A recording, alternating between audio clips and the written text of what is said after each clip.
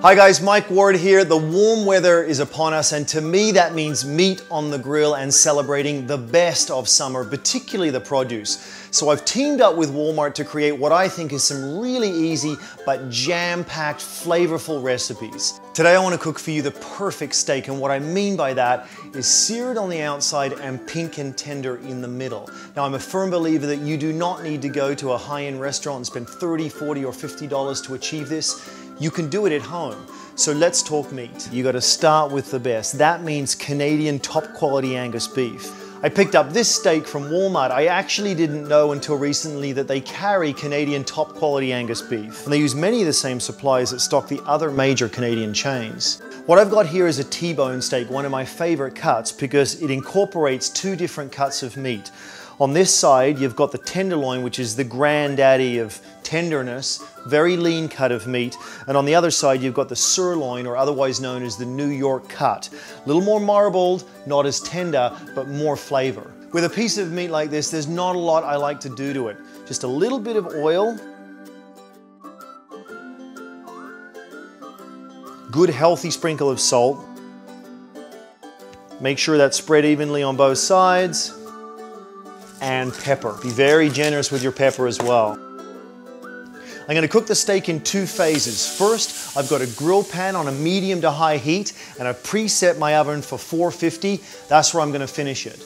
I don't need to oil the grill pan because I've got enough oil on my steak.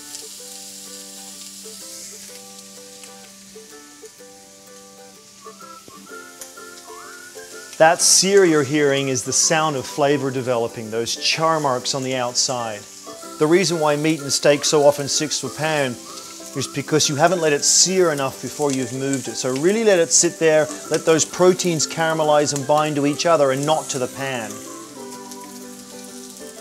I've let that sit for about a minute and a half, and now I'm going to turn it 90 degrees just to get those lovely crosshatch marks.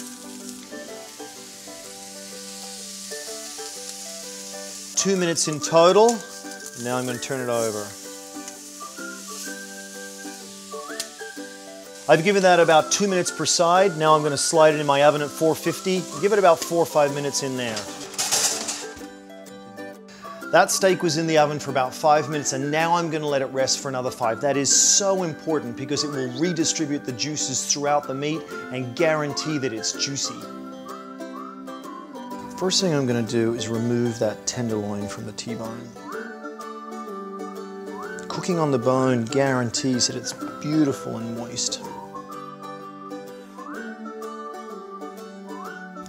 And then I'm going to remove the sirloin.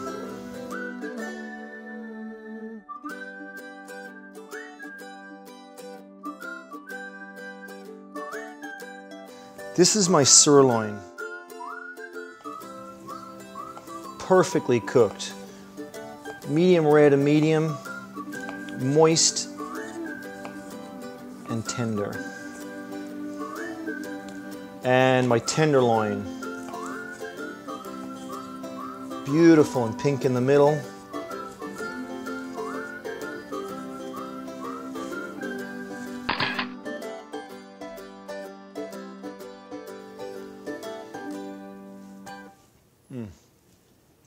Amazing. Tenderloin, melt in your mouth tender. Sirloin, more marbling, but still immensely tender and full of flavor.